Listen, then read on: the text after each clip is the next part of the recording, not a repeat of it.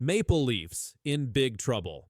After this report drops, Elliotte Friedman spoke recently, and his words were direct.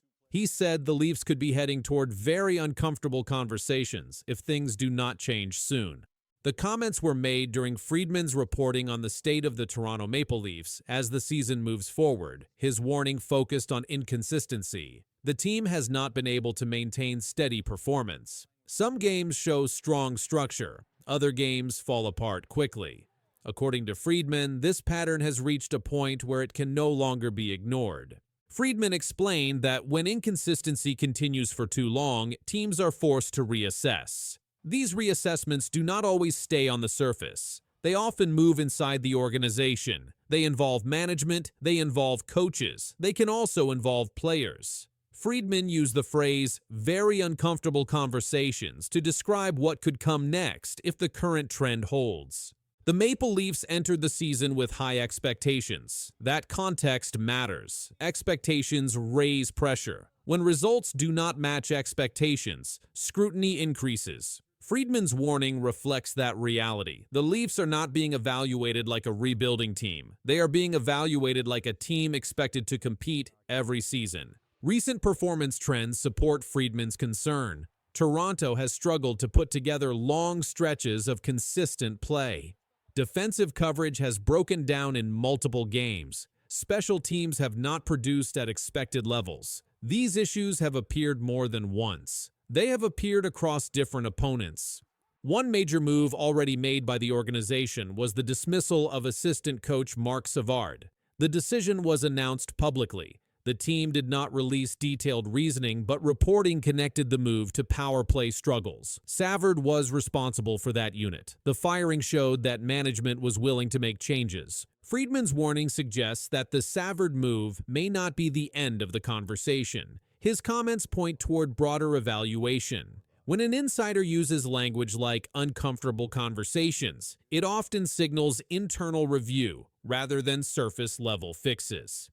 Friedman also addressed timing. He noted that the season is moving quickly. The calendar matters. As teams approach the trade deadline and playoff positioning becomes clearer, patience decreases. Issues that were once tolerated early in the season become harder to accept later. Toronto's position in the standings has kept the team in the playoff picture, but not securely. The margin is thin. Small losing streaks have had large effects on positioning. That volatility feeds concern inside organizations. Friedman's reporting connects that volatility to possible decision points ahead. The Maple Leafs have not made major roster trades so far. Reports indicate management has taken a cautious approach. The focus has been on internal improvement rather than major acquisitions. This strategy assumes that current personnel can correct course. Friedman's warning suggests that assumption may soon be tested.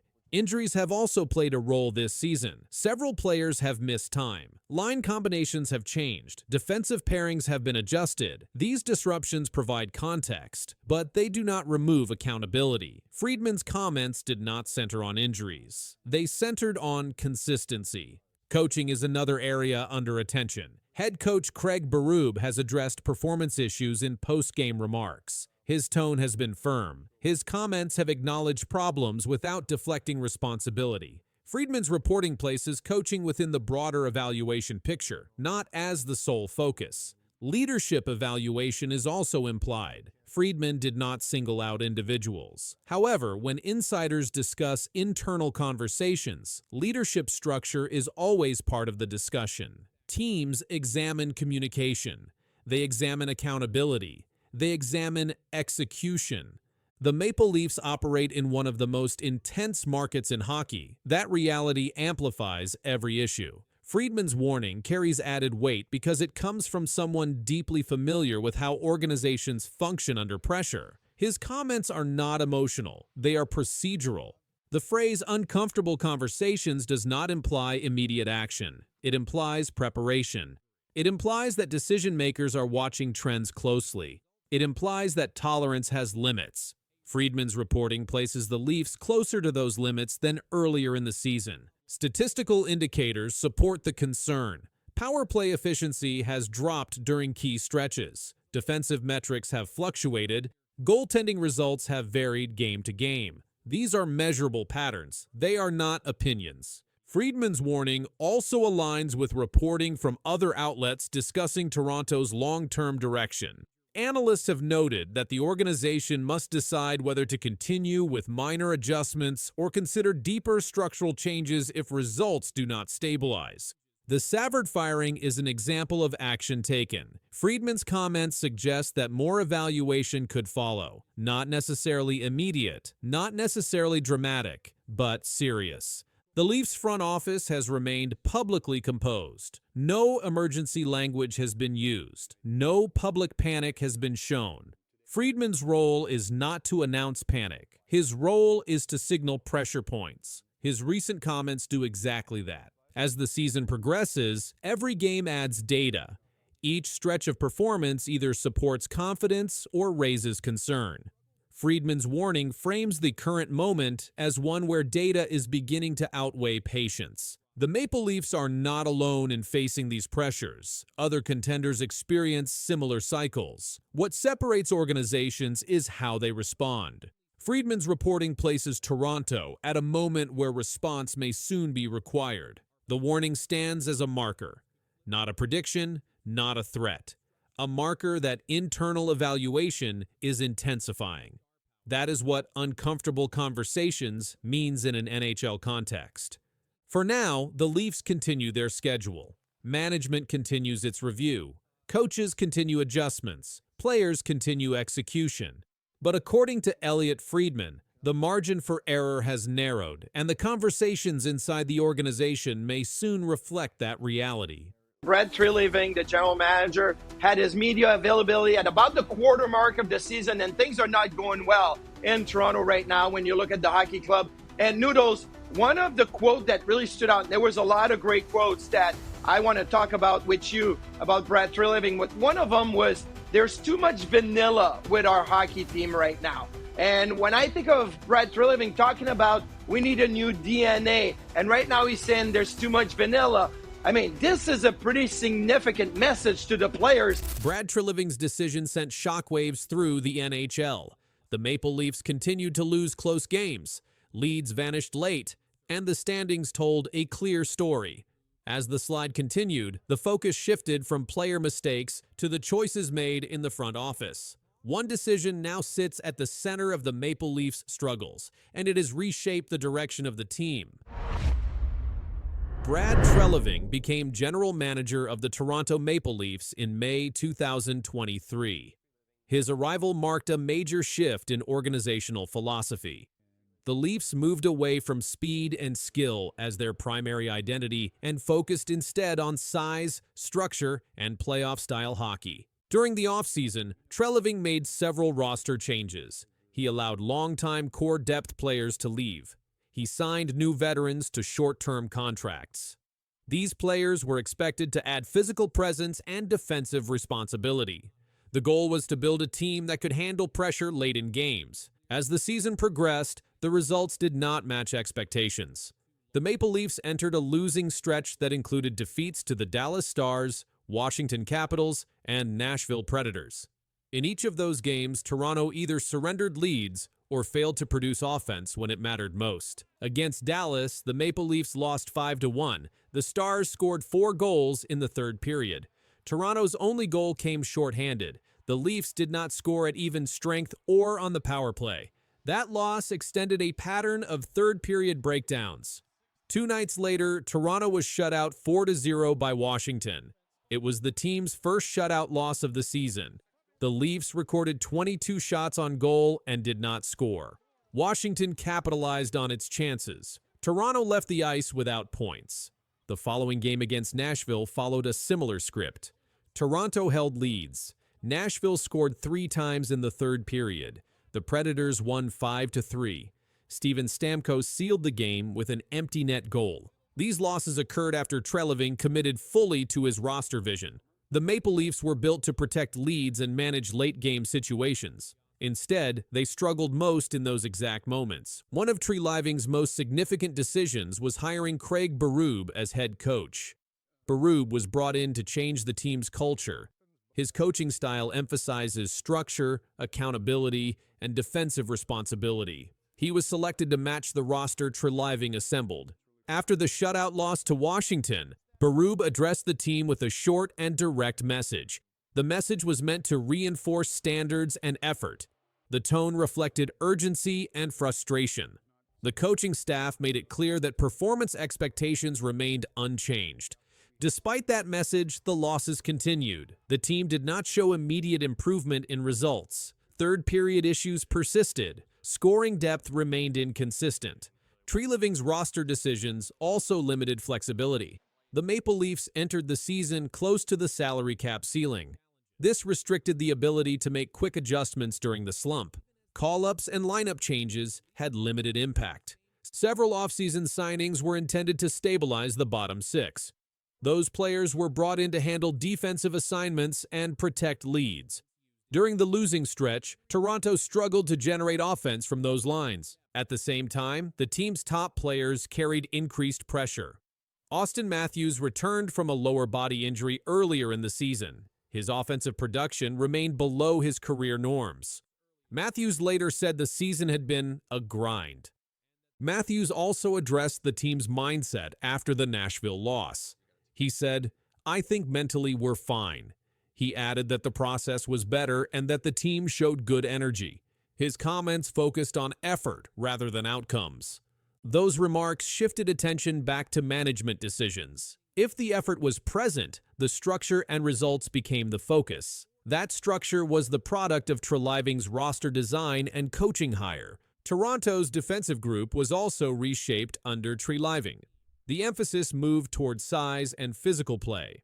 During recent losses, coverage breakdowns and missed assignments occurred late in games. In the Dallas loss, 4 third-period goals erased any chance of recovery. In the Nashville loss, multiple defensive lapses allowed the Predators to take control. These moments defined the recent stretch. Treliving's approach was designed to fix Toronto's long-standing playoff problems. The team had been criticized for years for failing to close games. This season, those same issues surfaced during the regular season. As losses accumulated, Toronto slipped down the Atlantic Division standings. Rival teams gained points. The margin for recovery narrowed. Ownership did not make public statements during this period. However, league observers noted that the focus had shifted upward. Attention moved from individual performances to organizational direction. Treliving did not announce changes following the losing streak. The roster remained intact. The coaching staff remained in place. The plan stayed the same. This decision to stay the course became the central point of discussion. The roster was built to win tight games. The team lost tight games repeatedly. The Maple Leafs' struggles did not stem from a single play or moment. They followed a pattern: third periods, missed chances, defensive breakdowns, limited scoring depth. Each of these areas connected directly to roster construction and system fit. Those areas trace back to one central decision-making authority. Brad Treliving's commitment to his vision defined the season's direction. As losses continued, that commitment became the focal point of league-wide attention. This script reflects verified game results, post-game comments, and organizational decisions reported by established news outlets during the Maple Leafs' recent losing stretch. Sometimes we've scored more goals. So I look at it really in a couple of areas in particular. We just got to play a more connected game, starting defensively. We've given up too much, and that's on our whole group, from our goaltending right through our whole group. We've given up too much defensively. That wasn't this team last year, right? So we've given up too much defensively.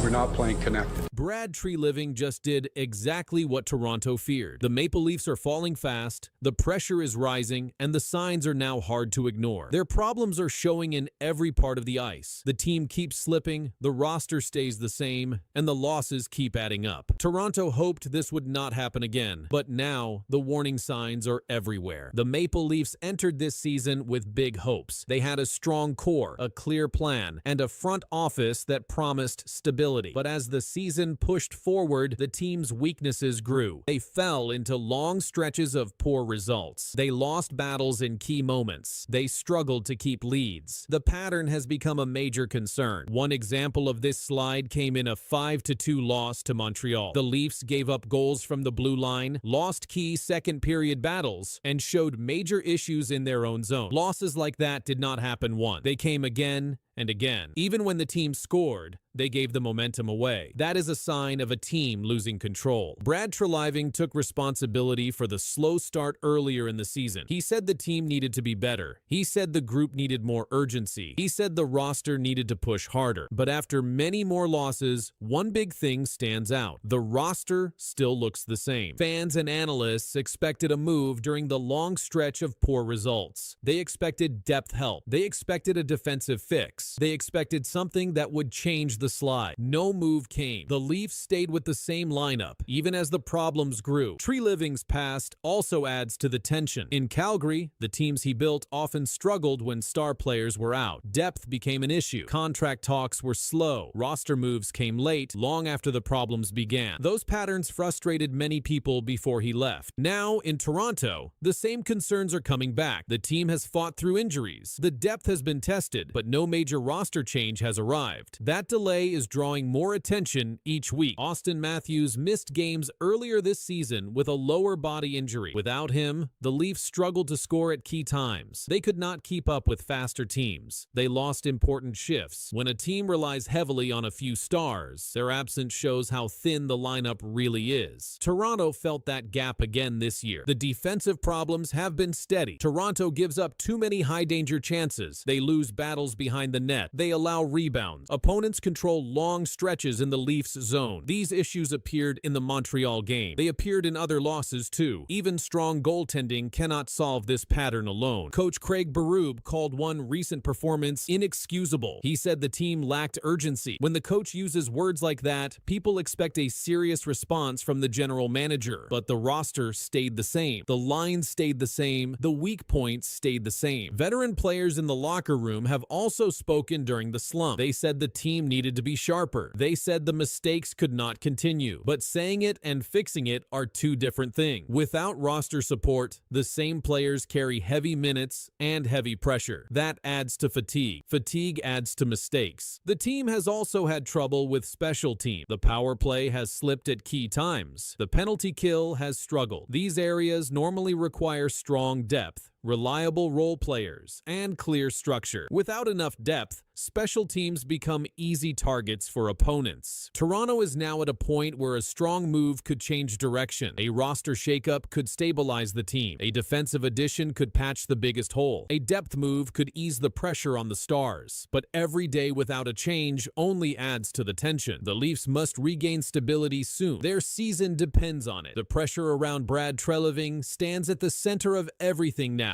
The team is falling, the fans are watching, and every game from here forward carries weight. The next decision from the front office may decide how far this slide goes, or whether it finally ends.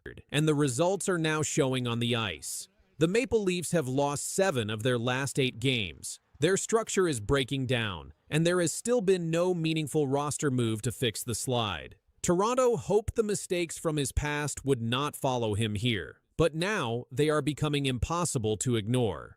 The Maple Leafs entered this season with high expectations. They had a veteran roster, an established core, and a front office built to push them deeper in the playoffs. But the recent stretch has exposed something deeper. The team is slipping fast, and the general manager has not taken the steps many expected during this downturn. The Leafs their 7th loss in 8 games. During a stretch like this, many teams make adjustments. But Toronto has waited, and that delay has become a major focal point. Brad Treliving arrived after his time in Calgary, where similar patterns existed. In Calgary, the roster saw players leave, contract talks stalled, and depth became a repeated concern. Those issues followed him through multiple seasons, and now the Leafs are showing signs of the same challenges. A new tension formed when no changes were made, even as the losses stacked up. The Leafs continued with the same combinations, the same issues in the defensive zone, and the same struggles with pressure. The expectation was that the front office would react quickly, but the reaction has been slower than many predicted. The roster construction is under more attention than ever. Toronto relies heavily on a few star players, which mirrors past blueprints used in Calgary. When injuries appear or when production dips, the team's depth is tested. Right now, that depth is being tested heavily, and the results show a gap that has not been filled. A rehook becomes clear. The Leafs' identity now depends on solving problems that have not been solved yet, and those problems are growing while the team tries for body injury and still does not have a set return date. The team continues sliding. The pattern of losing has alarmed many observers, and the stability of the core group has been questioned more than once this month. In Calgary, during Treliving's tenure, similar struggles happened. When star players were unavailable, the team lacked enough depth to compete at the same level. Roster changes came late, and contract decisions were delayed. That timeline frustrated the organization before he left.